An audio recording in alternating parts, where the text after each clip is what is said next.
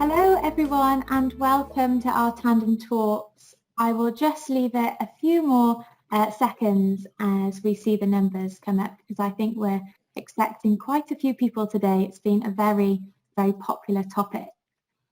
So we'll let these numbers go up as they are doing and then we'll make a start.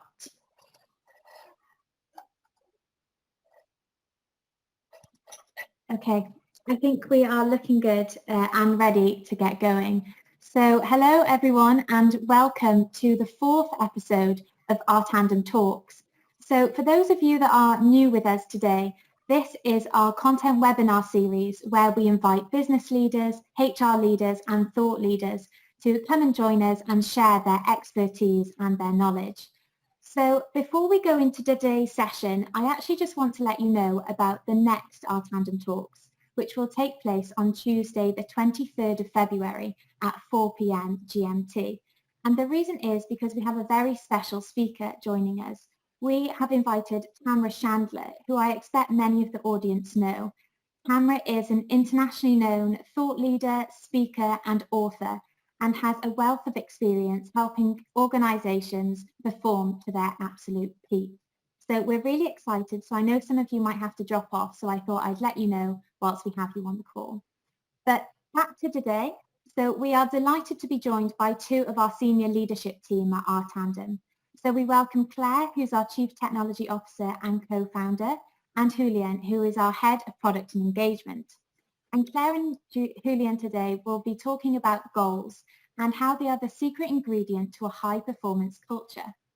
So I've seen the agenda. I know it's action-packed and it's going to be a really interesting session. This webinar will be being recorded, but we'd love it to be an engaging session. So please take part in the polls and comment on the chat box below, and we will come to your questions at the end. So without further ado, I think it's now time for me to hand over to Clare and Julian. Enjoy the session. Thank you very much, Meg. And hello everyone, and thanks very much for joining us. Hope you're all very well and cozy at home, hopefully enjoying some lunch and sipping a nice cup of hot coffee or tea. So let's maybe start by some introductions with myself and Clare. So from my side, I'm Julian Perez Alzueta. I'm the head of product and engagement in Our Tandem, as Meg said. So my background is in physics, a bit of a nerd, with a lot of experience. I spent a good dose of my career working with HR analytics teams and looking in depth at HR performance and goals data. But also I was involved in big, large HCM deployments, which led to me to have a big passion for product innovation as well. So here I am. So it's a pleasure to be with you all. And let me hand it over to Clare for introduction. Thanks, Julian. Hi, everyone. My name is Clare Bonham. I'm the CTO of Tandem. My background is HRIT. So whereas Julian is a physics nerd, I'm a HRIT geek. A long history of designing, implementing, decommissioning, deploying all sorts of HRIT systems in different landscapes across the world. So really excited to talk to you today and dig into goals. And I think the reason this topic is of interest for Julian and I is we're involved obviously through our day-to-day work, but through our past lives as well in a lot of performance transformation. And what we've seen certainly over the last 6 or 7 years, and no doubt everyone on the call is aware of the hype that came with performance transformation, needed and rightly so. But what we observe as we're rolling out CPM and this new world of performance is a dramatic part of the conversation is focused on the review, the end-of-year review or the mid-year review, the review process to rate or not, to calibrate or not, to 3 ratings, 5 ratings, and the frequency of check-ins. But a massive component of the process or the piece about performance transformation, in my opinion, is actually around goal management and goal setting. and the way we work with goals. And often it's the piece of the puzzle that's not spoken about as much and doesn't get as much headline. I suppose it's a little bit less exciting. I don't know if you agree with that assessment, Julian. Absolutely. So a big frustration of the performance review process is that actually goals get generally reviewed at the end of the year, and not necessarily because it's the right thing for the business, but because we need to provide a performance rating. So which is pretty insane when we think about it. I mean, goals should be discussed because they are a key component part of making sure that our organization succeeds on their business goals, and not because we need to assess performance as it happens, right? Yeah, no, absolutely. So I think today we wanted to shine a light on, I suppose, what we think is the middle child of the performance process, which is goals, often neglected, and share our interpretation of what we see as the components of a strong goals framework, and where some of the evidence and research around goals can really be useful in how you guys build out goal setting, which is, I suppose, we're right in the heat of the moment for so many people for the goal cycle. So, Julian, do you want to kick us off? Yeah. So before we start the discussion, maybe let's run our first quick poll to everyone. So our first poll is: how happy are you with the goal setting process in your organization? And by happy, mainly we mean how much you feel employees are engaged with the process, and how much the process is effective in setting the right goals. Let's wait a second for people to answer.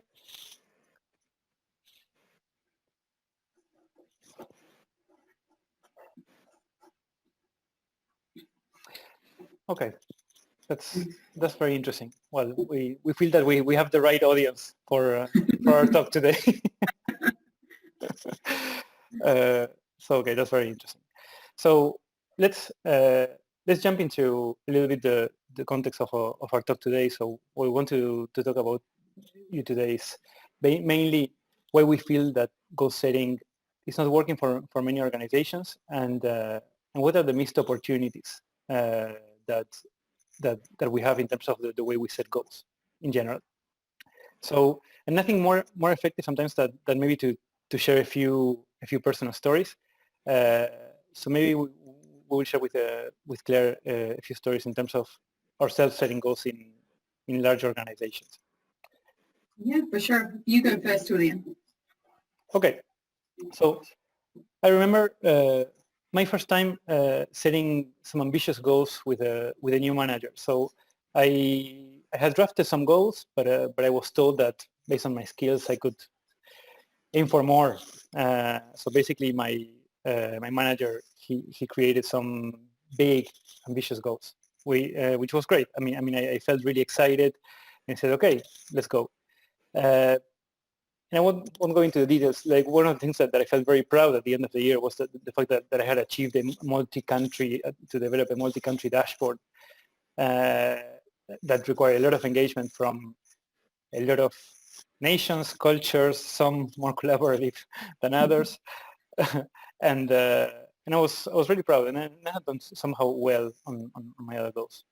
So, but by the time I reached the review, the conversation went that basically I had a lot of support required on one of the goals, that I achieved only 60% of one of the goals, and that I had spent too much time on my dashboard deployment. Therefore, I had neglected some of my other priorities.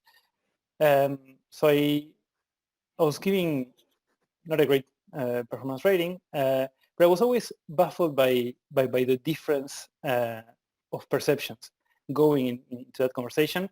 And let me tell you that it went several years, and I had to spend time with very good managers before I set some challenging goals again. You're burnt by the experience. Bird. So what about you? Do you have any traumatic goal setting stories?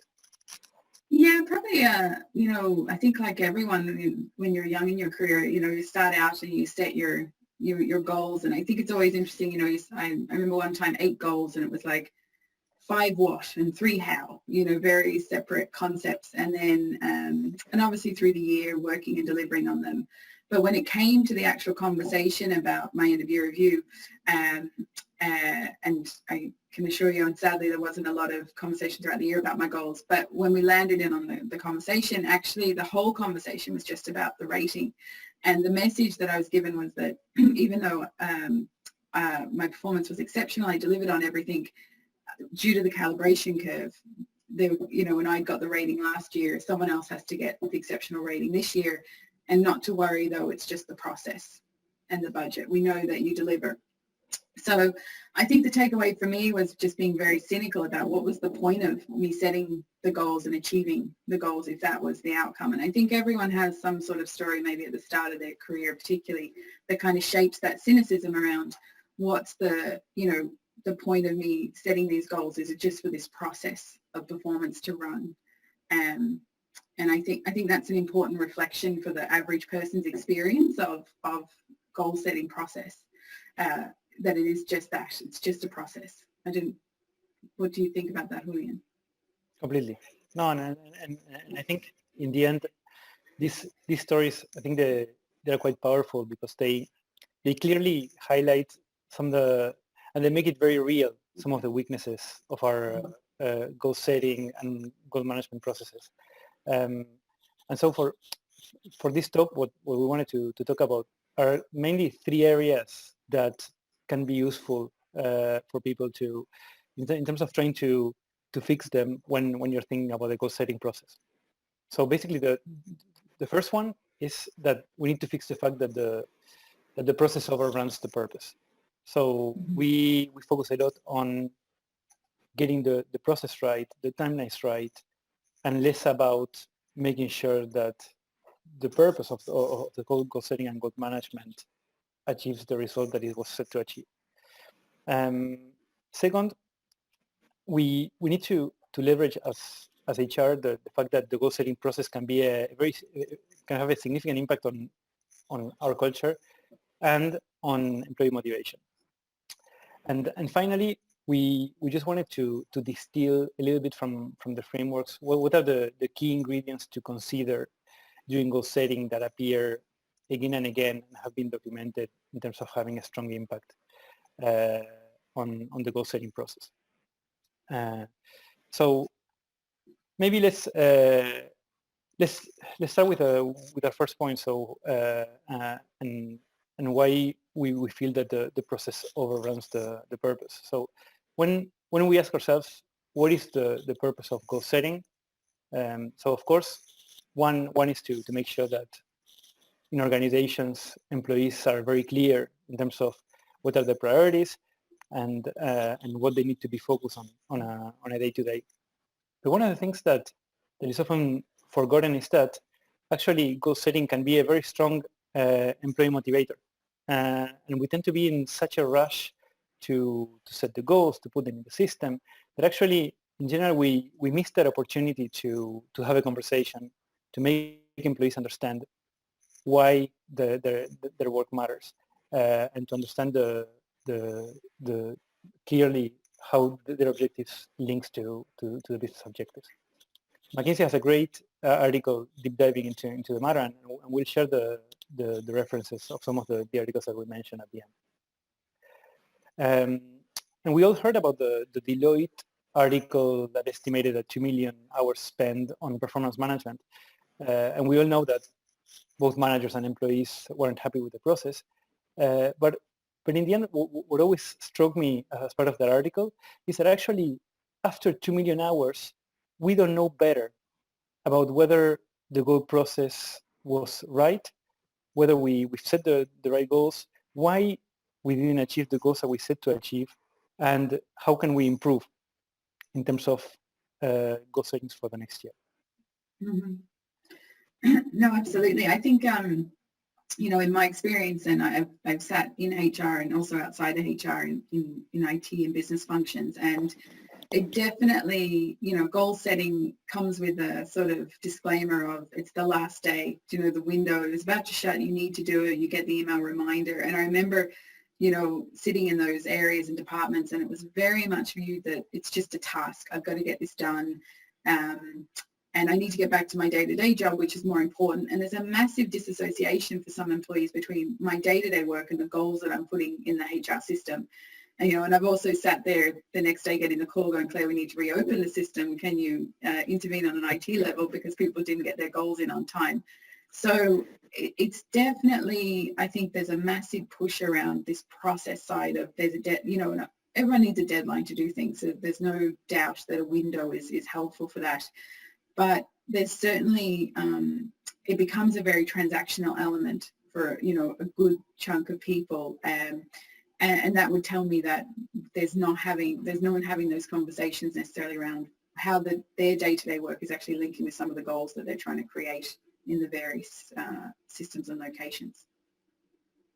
Yeah, completely. And then the question is, so what is the solution to this? And there's probably not one solution to the problem, but one of the key takeaways from this point, I mean, is that what tends to appear as a recommendation in general in some of the articles and books is we need to fix the issue by separating the processes that have different purposes. And in this case, it would be one of the recommendations is to differentiate the performance assessment, which includes, but is not limited to the goal review, from the ongoing goal assessment that we need to do with employees so that they stay on track on their top priorities.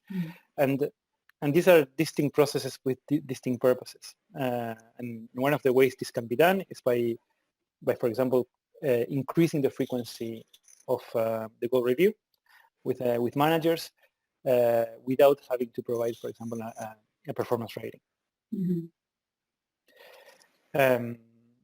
So this naturally takes us to the next point, which that we were making earlier. That is how our goal processes have an impact on our culture, and of course, every message, every process we implement in a company gives a signal to an employee in terms of the type of company we are and what do we expect from our employees. And we have such a critical role in HR in terms of building those ways of working. And what feels absolutely critical is that when we think about the goal setting, is that it's actually one of the first processes that people have when they're joining a company. No, absolutely. And I think what I see so often in the goal design process is that, there's a big conversation about, do we have 2 cascaded goals, 2 department goals, 2 personal goals, or template of 10, 5 and 5, or 4 and 3. And there's a lot of discussion about the architecture of the goal template. And then the primary concern, and obviously there's a place for this, is there's always a sense of, are people going to be focused on the right things? So how can we control for that? We must use cascade and mass assign. Let's cascade, cascade, cascade. And there's absolutely a role for that. But it does definitely set the tone of, it becomes less about are we talking and doing the right things in our day-to-day work rather than are we just telling people this is what they need to be doing. And maybe I think that leads a little bit also to the disassociation. I don't know if you'd agree, Julian. Yeah. In part, yes. And at the same time, when we think about cascading and mass assignment, it can also be a very effective management technique in terms of communicating the goals. But it does require a big involvement of the manager in terms of explaining the goals to his team, in terms of setting the context, in terms of making sure that what we're translating those goals into is achievable, and there's a big part to play in terms of communication. The problem in general is that we tend to use mass assignment and cascading sometimes as a quick fix for speeding up the process in terms of the the assignment of goals in teams. And then what happens is that if it becomes, because I said it, then they probably understand, but without making sure that they actually understand. And in the end, this is where some of the misunderstanding happens. And then we have some of those company goals that are improving CSI or improving EBITDA that become just a blurry noise for employees. And then in the end, we're missing the whole point. Yeah, no, definitely. And I think what's really emerging now with some of the research into productivity is that people see that the self-chosen goal, the goal that I create and set for myself, is the one that, because I have the motivation for and the drive around the accomplishment, my performance outcome is greater, whether that performance outcome is associated with compensation or not. So there's a real, I think, trend that we're seeing around the view of create the ability to align to goals bottom up can be really powerful. So rather than a cascade of top to bottom, let people build their goals, and then through that create the opportunity for them to align that to one of the more strategic goals in the organization. Certainly it requires perhaps more time, more investment of energy from the line manager in explaining the distance from the employee to the more top level goal. But there's certainly a payoff there in terms of buy-in and accountability for the work that they've set to achieve. And I think then the focus of the conversation for managers, and I think this is super important around goals, which is fine-tuning the goal to find that sweet spot for the employee where the goal is neither too easy nor too difficult. Because I think the challenge with cascaded and mass assigned goals is this universal one-fits-all approach, where in fact there needs to be a differentiation of the goal based on each person's individual potential and capacity to deliver. So I think as well, that's where the manager really plays a big role, because the goals where the employee feels there is an attainability to those goals also drives a better outcome. And I think that's often what can get lost. We just set the goal and it's a blanket goal. Completely.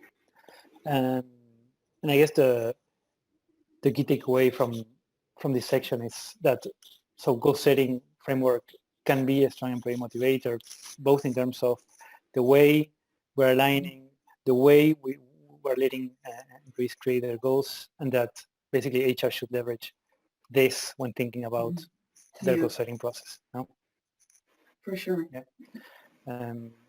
Okay, so now maybe this takes us to the conversation around frameworks in general, and what makes the perfect framework for goal setting. No, so we wanted to run maybe a second poll, Meg, in terms of what framework, if any, people in here are using for goals today.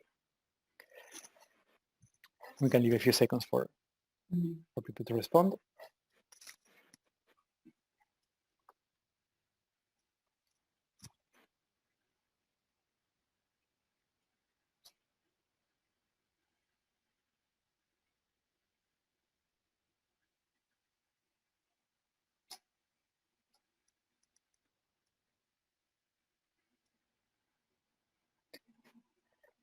Smart. Okay, smart.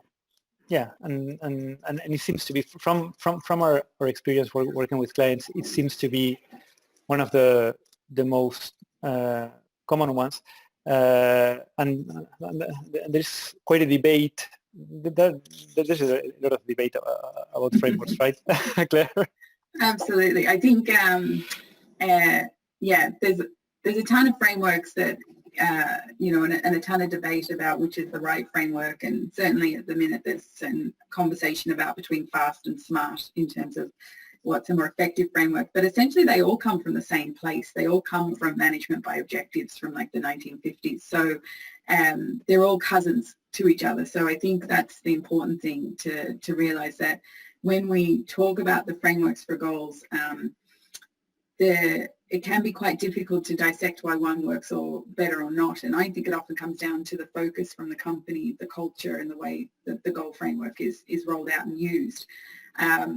But I think what's important to understand is that the goal framework's only useful up until the point where it serves your business purpose, and there's often, the depth of the framework, if it's not really fully understood, it can often be misused. And I think there are a lot of really popular frameworks at the minute, like the Okrs, for example, which gets, a lot of airtime, but it's not right for every organization, and it's not necessarily the sole reason that Google has been successful, or a lot of the tech companies that have adopted it. It works in a very specific culture and in a very specific way. I don't know if you have a particular passion for one goal framework, Julian? No, not necessarily. And I think a lot of frameworks, probably they're still proving themselves in terms of being deployed into organizations. And it's interesting this moment because we are trying to understand what's working within framework, and when it's not working, why it's not working. I mean, there are so many components in terms of implementing a goals framework in a company.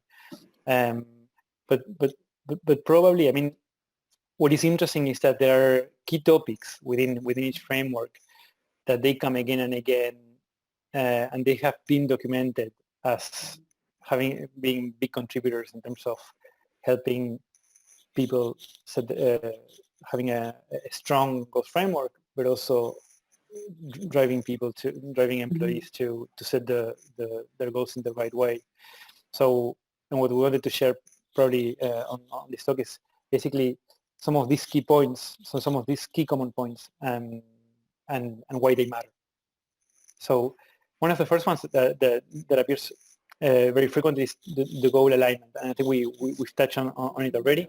So this is the explaining the why of why my work matters, and giving a greater purpose to the goal. So even if I'm a small piece within a big company, within a big puzzle, then at least I can understand how my small little contribution helps achieve one bigger goal, and that's understandable.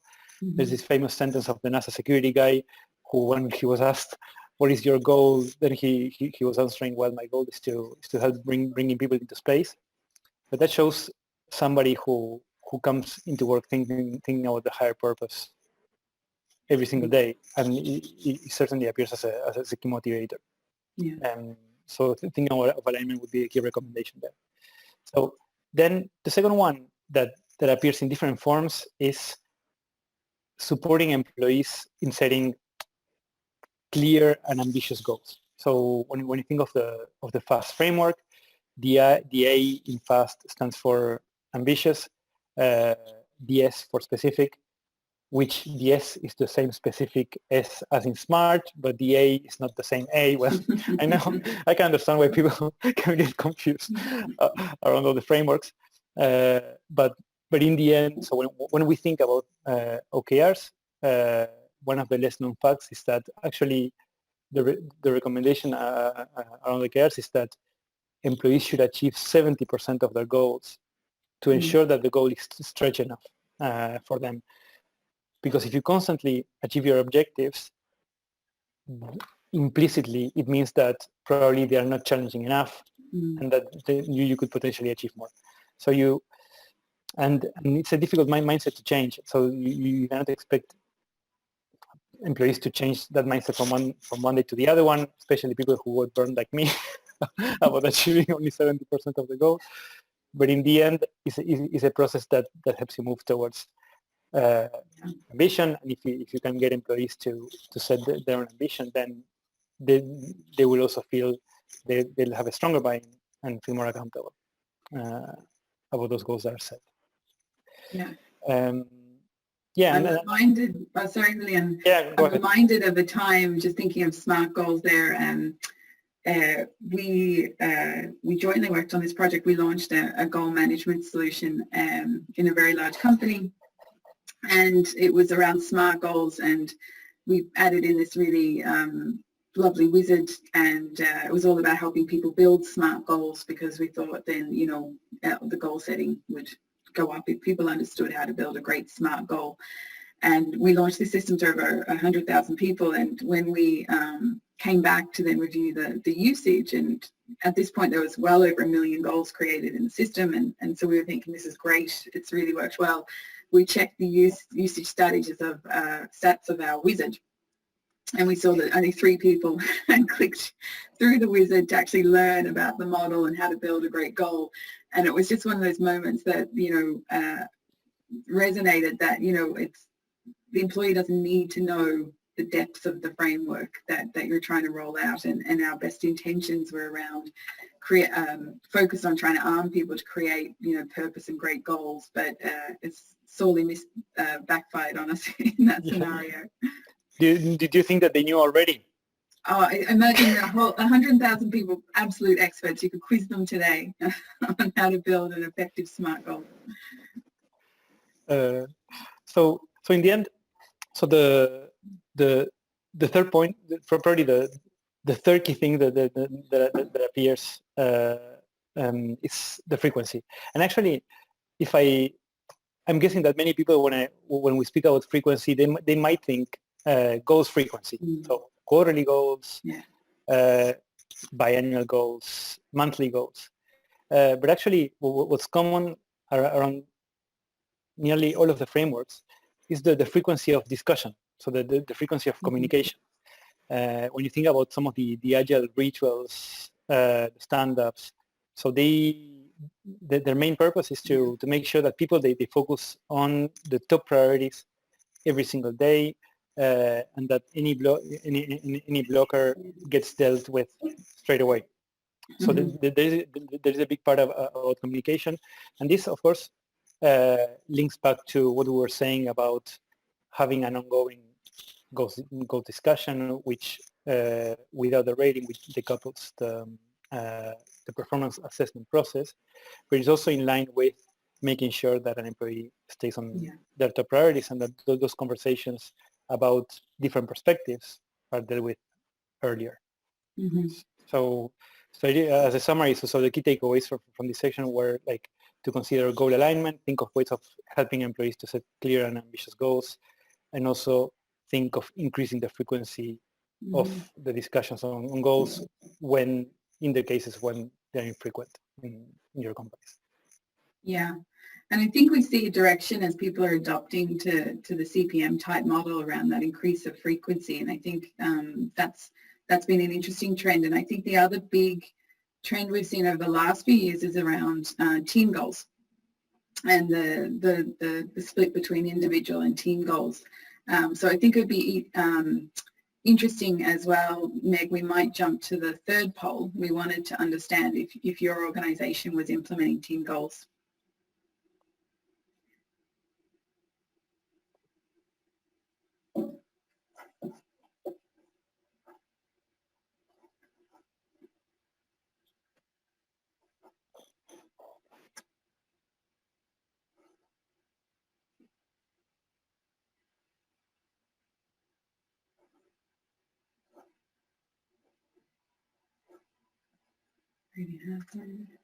Yeah, introducing in a direction, No, that's pretty high for the people who already have them and are working with team goals. That's great. Yeah, and introducing them.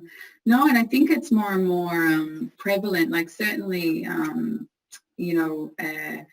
whether it's by reporting line or by the situation we find ourselves in right now around lockdown with separation around physical location, I think team goals are an important part of understanding that often the work we do today is so complex that it's never really maybe down to an individual to deliver one aspect. And I think, I've often worked and managed multinational teams, and there's a difference in the way that you need to go around setting out the goal for them. And I think you have to be fundamentally clear with people around what's the purpose of the team and what are the common priorities, and you communicate that daily and constantly. And I would use a lot of the agile model myself, but using those rituals to sort of reinforce what's the target and what's the goal that we're all moving towards.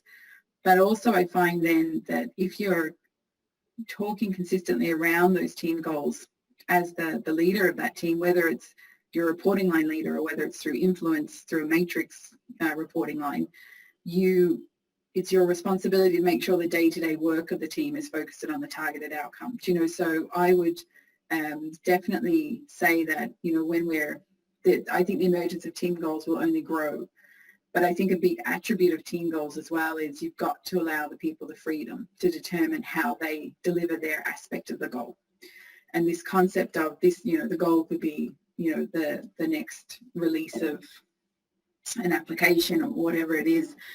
And then each person can take that away and break it down to what I'm going to do to contribute to that goal and that freedom. Because I think fundamentally the biggest part about team goals is about building the trust within the team that everyone's going to deliver on their aspect of the goal and that codependency, which is really important aspect to teams. And I think it's hard for people, I think, to think in a team goal. I think there's a lot of people who prefer, well, I prefer to be individually accountable for my individual contribution versus I'm putting, you know, everyone hated being in the project teams in university because there was always someone who dropped the ball.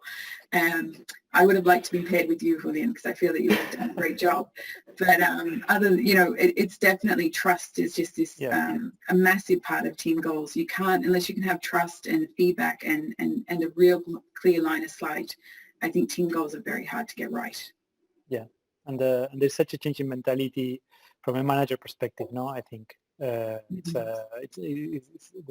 building that trust and not going into the reflexes of maybe micromanaging people while they're remote, especially under these circumstances. I think it's the change of mentality that many companies have to address. Yeah. Yeah. I'm conscious as always, Julian, you and I talk forever and we're going to run out of time for some questions, but I suppose just to recap then what we've spoken about, and it's aiming for that stretch culture with sort of the clear and ambitious goals. So we're certainly believers about having the right level of difficulty in the goal with the right level of motivation. I think as well, it's about when we talk about decoupling the goal review and performance assessment, I think that's important because I think CPM is great. I think everyone's moving towards CPM. But for the employee, it can sound a little bit exhausting, continuous performance management. So there has to be moments of the CPM model that aren't just about performance purely, but talking about your goal. And it's about the language and about the way we communicate. The difference between a performance conversation and how is your work going, and understanding the link that people have with their goals. And that performance is one component of the entire process from goal management. And then the third recap would be to say, you know, visibility of business goals, but let the employees create and align to those goals. It's definitely more time consuming, but we think people will start to see that it will bed into personal accountability and an increase in the way that people deliver on their goals and the level of accomplishment they feel. Do you have any thoughts there, or have I missed anything? No, I think it's a fantastic way of wrapping up. The only thing that I wanted to do is maybe while we take questions, just to leave everybody with some of the references that we mentioned and the links to some nice reads.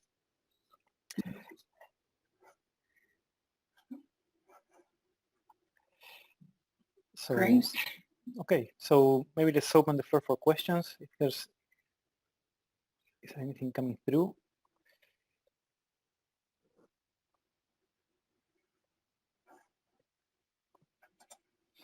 So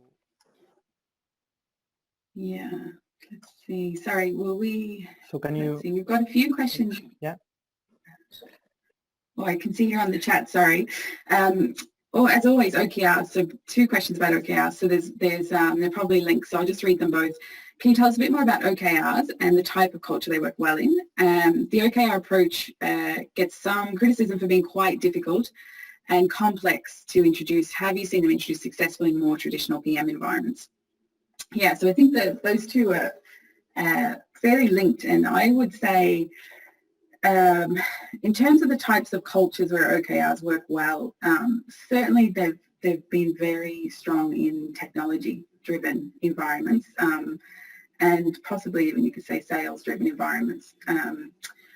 I would say from a cultural perspective, it very much depends. And I think the key thing about the OKRs is at a purist level, they're very much, the concept of OKR is divorced from the concept of compensation. And so to Kevin's question there, I struggle I personally, I don't see OKRs working well in a traditional PM environment where you have this concept of your goal achievement is only at 70%, but we know that our model of performance outcomes and ratings around the meets expectations, etc., and then the link to compensation implies, you'd be paying out people 100% for 70% of goal completion, and there's a lot of complexity there to make that message sit as a narrative.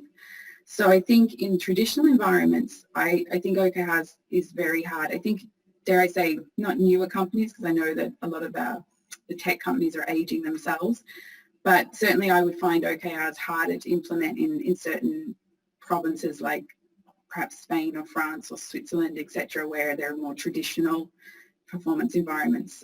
Julian, don't know if you agree or?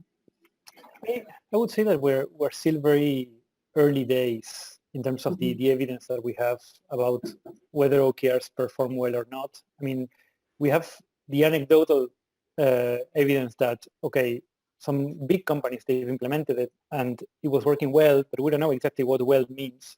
And like, does it mean that their business results increased? Does it mean that people were happier with the process? But for how long? I mean, we in general, those articles appear as soon as they implement them. What happens 5 years from now? I mean, we have performance management processes that lasts 15 years, and okay, people are fed up with it, but and there's so many components in terms of the change management that affects how well those frameworks are implemented as well.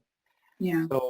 So there are too many components, and I think for me the answer at the moment is we don't really know, and a lot of the companies are experiencing frameworks at the moment, but we will know probably in a few years. Yeah, I definitely think as well in certain cultures, OKRs can come across like micromanagement, which is, I think that's down to the sort of the cultural nuance. And I think that's very hard in certain parts of the business to implement OKRs. I don't think they work everywhere. And I think that's an interesting thing that maybe over time we'll see that different goal frameworks will work for different parts of the organization. Yeah. Versus being unilateral. I think the main question for companies is what do you like about OKRs for your company and your culture? No, I mean, like we in this talk probably we try to distill, okay, what are the main three components that appear again and again, and that for sure they should be given a thought in terms of when you implement the goal setting. But in the end, it's okay. What is driving you towards that framework more than another one, and why, compared to just aligning the goals, compared to just cascading them. I think it's a very interesting question. Great. I'm not sure. I mean, Meg is she's about to cut us off anyway. The executioner. Yeah, we've got one final question that I thought you might be able to answer before we end the session today. So this is from Paul. So Paul is trying to introduce OKRs into an analytics function into financial services. And he says, as I see this is the most simple way of setting clear and measurable goals. This is a big move away from top-down, very high-level strategic goals, i.e. OKRs I'm implementing are intentionally being used to reframe business goals to something more meaningful for my team. Do you think this approach can work, or is there a better framework? That's a very nice question from Paul. So I think it's worth a try. I think OKRs have proven to work, especially in analytical environments. It always depends on how metric driven you are as an analytics team. So for example, in the teams that I was managing when we were doing HR analytics, there was less of a very clear impact or delivery. So the goals were generally more qualitative. But in the end, I think if there are strong metrics behind, I think it's a great try. One of the things that I would recommend is to explain the framework to the team and how it's meant to go, because what happens sometimes is that people, they misinterpret objectives and key results, and then it ends up being a big long set of task list, and it becomes kind of the normal whip where you're tracking the task and whether people delivered, and that's not really the intention. The intention is to push the teams with their objectives, and then track some of the key milestones to get there, and have frequent discussions. But for the question, I think it's great that you're trying it out, and we would love to hear about your success. Fabulous. Thank you. So, or failure as well. So I think that's all we've got time for today, unfortunately. But thank you both to Clare and Julian for such a lovely discussion. It was great to hear your personal experiences as well. That was really great. So thank you as well to our audience for joining us today, for attending and for engaging with us, and really hope that you enjoyed Clare and Julian's insights. So I'll be emailing you about the next session, as I mentioned, with Tamara Chandler on Tuesday, the 23rd of February. So I hope you can all join us then. But for now, have a great day, a lovely week, and thanks again for joining. Bye-bye. Super. Thanks, Thank you very much, everybody. Have a great day. Bye-bye.